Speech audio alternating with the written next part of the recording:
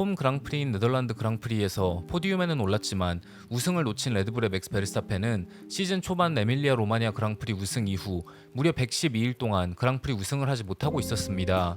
하지만 이탈리아 그랑프리가 열리는 몬자는 작년 노면이 새롭게 포장되어 몬자 특유의 불규칙하고 울퉁불퉁한 특색이 사라졌기에 타이어 마모가 눈에 띄게 줄어들었고 피렐리의 이번 시즌 타이어도 작년 타이어에 비해 수명이 더 길어졌습니다. 이번 시즌 맥라렌의 독주의 가장 큰 이유 중 하나인 안정적인 후방 그립으로부터 파생되는 다른 팀들보다 타이어 관리가 월등히 뛰어난 장점이 크게 부각되지 않는 서킷이 될 확률이 높았고 이번 시즌 코너에서 언더스티어로 고생한 레드불의 단점이 전체적인 페이스에 큰 영향을 주지 않는 서킷이었기에 만약 베르스타펜이 폴포지션에서 레이스를 시작한다면 이번 시즌 초반 스즈카에서 열린 일본 그랑프리처럼 맥라렌이 쉽게 베르스타펜을 추월하지 못할 것이라는 예상도 있었습니다. 레드불은 금요일에 열린 FP 세션부터 천천히 셋업 방향을 찾기 시작했고 엔지니어들과 테크니컬 디렉터인 피에르 워시의 조언에도 불구하고 베르스타펜이 선호한 극단적인 로우 다운포스 셋업을 준비해 퀄리파잉에 참가했습니다. 그리고 베르스타펜은 단 0.0077초 차이로 노리스를 제치고 몬자에서 새로운 랩 레코드인 1분 18초 869를 기록하며 이번 시즌 5번째 폴포지션을 차지했습니다.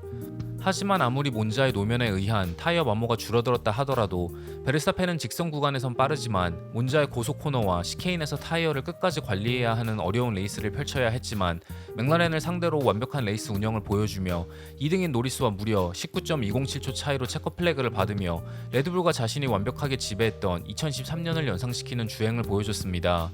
일본 그랑프리처럼 베르스타펜을 상대로 아무것도 하지 못했던 맥라렌이 레이스 막판 피트스톱이 꼬이며 팀오더를 내려 노리스가 2등, 피아스트리가 3등으로 더블 포디움을 달성했고 페라리의 홈 그랑프리에서 샤를 르클레르가 4등, 아직도 재계약 발표가 없는 메르세데스의 조지 러셀이 5등, 5그리드 강등 페널티를 받고 10번 그리드에서 출발한 페라리의 루이스 해밀턴이 6등, 윌리엄스의 알렉산더 알본이 7등, 킥자우버의 가브리엘 볼톨레토가 8등, 이번 시즌 두 번째 홈 그랑프리를 치룬 메르세데스의 키미 안토넬리가 9등, 그리고 커리어 처음으로 Q1 탈락을 하며 파유닛을 교체해 피트레인에서 출발한 레이싱불스의 아이작 하자가 10등으로 마지막 포인트를 챙겨갔습니다.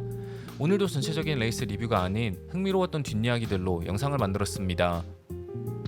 속도의 신전이라 불리는 몬자에 맞춰 대부분의 팀들은 로우 다운포스 리어윙을 준비해 드래그를 최대한 없애고 직선 구간에서의 페이스를 끌어올리려 노력했습니다. 맥라렌은 조금 더 평평한 메인 플레인과 윙의 앞뒤 길이를 줄인 새로운 로우 다운포스 리어윙과 이에 알맞은 빔 윙, 그리고 새로운 전방 서스펜션 커버를 준비했습니다. 페라리도 새로운 프런트윙을 준비했지만 지난 시즌 몬자에서 우승을 차지할 수 있게 도와준 리어윙을 그대로 사용하기로 결정했습니다. 레드불은 이번 시즌 이미 한번 사용했던 로우 다운포스 리어윙을 재사용했고 그 대신 아주 미세한 변화를 준 새로운 플로어를 준비했습니다. 메르세데스도 이번 시즌 이미 사용했던 리어윙과 프런트윙에 미세한 변화를 줬고 새로운 플로어를 준비했습니다.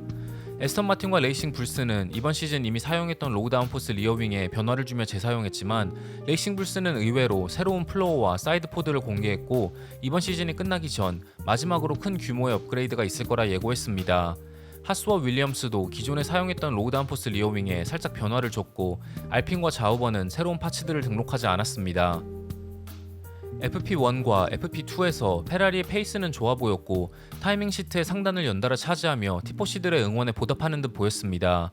하지만 퀄리파잉에서 페라리는 맥라렌과 베르스타펜의 페이스를 전혀 쫓아가지 못하면서 프론트 로우에서 멀어졌습니다.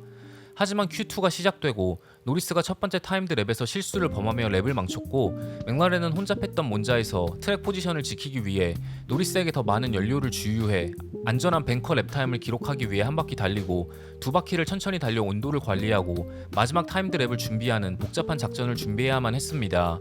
그리고 노리스의 뱅커 랩타임은 Q2를 통과하기에는 간당간당했고 마지막 타임드 랩에서 팀메이트인 피아스트리에게 토우를 받아야만 했습니다. 그리고 피아스트리는 큰 잡음 없이 노리스에게 도움을 줬고 노리스는 간신히 Q2를 통과했습니다. 퀄리파잉이 끝나고 노리스는 굉장히 불편한 상황이었고 리듬을 찾을 수 없는 퀄리파잉 세션이었다.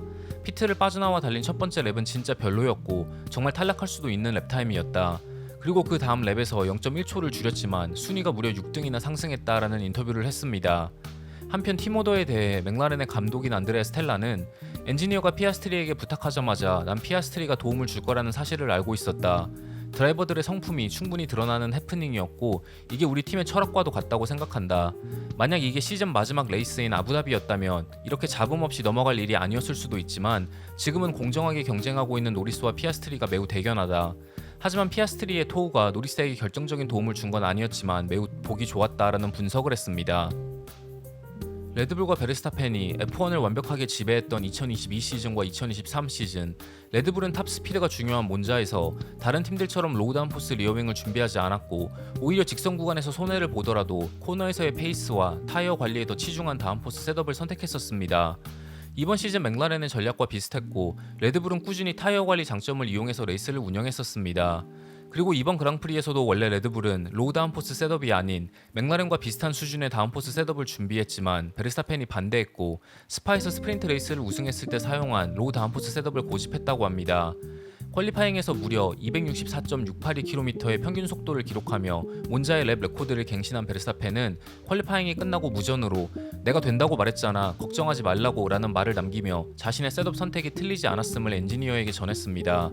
퀄리파잉이 끝나고 베르스타펜은 "팀 멤버들이 내가 선택한 셋업에 반대했고 다른 방향으로 셋업을 변경하기를 원했다. 하지만 난 타협하지 않았고 내 선택이 틀리지 않았음을 확신했다. 충분히 엔지니어들의 입장을 이해할 수는 있지만 차에 타고 있는 건 나고 나만 느낄 수 있는 감각이 있기에 더 빨라지는 셋업을 찾을 수 있었다라는 말을 했습니다. 레이스 시작과 동시에 1번 코너를 진입하기도 전에 치열한 자리 싸움을 하던 베르스타펜과 노리스는 1번 코너에서 살짝 엉키는 듯 보였고 베르스타펜은 충돌을 피하기 위해 시케인의 연석을 넘어 두 번째 코너를 자르면서 넘어갔습니다. 그리고 베르스타펜의 엔지니어는 바로 노리스에게 순위를 돌려주고 페널티를 피하라는 주문을 했고 베르스타펜은 순순히 노리스에게 선두를 내어주었습니다. 하지만 베르스타펜의 레이스 페이스는 초반부터 심상치 않았고 단 두 바퀴 만에 1번 코너에서 DRS를 사용해 손쉽게 노리스를 추월했고 달아나기 시작했습니다. 다섯 번째 랩부터 26번째 랩까지 베르스타펜은 랩당 평균 0.244초의 차이로 거리를 벌렸습니다. 하지만 스파에서도 스프린트 레이스는 우승했지만 메인 레이스에서 타이어 관리에서 뒤처지며 우승권에서 멀어졌던 베르스타펜이 과연 53바퀴 동안 맥라렌을 상대로 타이어를 관리할 수 있을지가 관건이었습니다. 그리고 지난 시즌 몬자의 새로운 노면에서의 경험을 토대로 레드불은 베르스타펜의 페이스를 완벽하게 관리했고 베르스타펜은 맥라렌보다 눈에 띄게 오른쪽 전방 타이어가 마모되었음에도 페이스를 유지할 수 있었습니다. 물론 첫 미디엄 타이어 세트가 마모되기 시작한 피트인 직전의 9바퀴에선 페이스가 떨어지기 시작했지만 이때 노리스는 베르스타펜을 상대로 랩당 겨우 0.094초의 이득을 보고 있었습니다. 베르스타펜은 37번째 랩에 피트인에 안전하게 하드 타이어로 교체했고 만약 베르스타펜을 따라서 맥라렌이 피트인에 똑같은 하드 타이어를 선택한다면 순수하게 페이스로 베르스타펜을 추월할 가능성은 없었기에 맥라렌은 세이프티카로 인해 뒤에서 추격해오는 이미 먼저 피트인한 샤를에게 순위를 빼앗길 위험을 감수하고 피아스트리와 노리스를 피트인시키지 않으며 레이스 막판 소프트 타이어를 이용해 베르스타펜을 추격하는 작전을 택했습니다. 2등이었던 노리스가 아닌 3등인 피아스트리가 45번째 랩에 먼저 피트인해 거리를 좁혀오는 샤르를 상대로 순위를 지켰고 바로 다음 랩인 46번째 랩에 노리스가 피트인했지만 노리스는 5초대의 느린 피트스톱을 기록했고 피아스트리에게 언더컷 당하며 3등으로 밀려났습니다. 하지만 맥라렌은 피아스트리에게 작년 헝가리에서 피트인으로 이득을 챙긴 노리스가 순위를 돌려준 것을 상기시키며 순위를 바꾸라고 팀 오더를 전달했고 피아스트리는 느린 피트스톱은 레이스의 일부분이라는 말을 했지만 노리스에게 2등을 돌려줬습니다. 레이스가 끝나고 맥라렌의 팀 오더에 대해 다양한 의견들이 쏟아져 나왔고 이에 대해 맥라렌의 감독인 안드레아 스텔라는 공정함과 차별 없는 팀의 철학을 관철하는 게 중요하다는 말을 했습니다. 레이스가 끝나고 스텔라는 드라이버 챔피언십 경쟁의 결과에 상관없이 맥라렌이 갖고 있는 팀 철학과 드라이버들이 합의한 레이싱 가치관을 해치지 않아야 한다.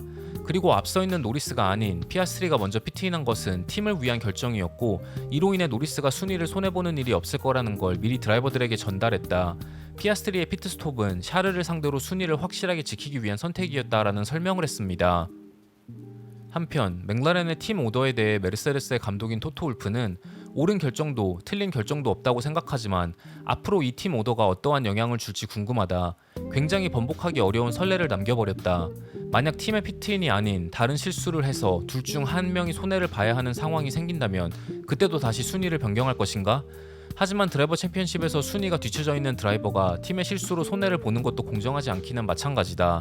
만약 시즌 막판 노리스와 피아스트리의 경쟁이 더 치열해진다면 오늘의 팀 오더가 어떤 영향을 줄지에 대한 답이 나올 것이다 라는 의견을 내놓았습니다.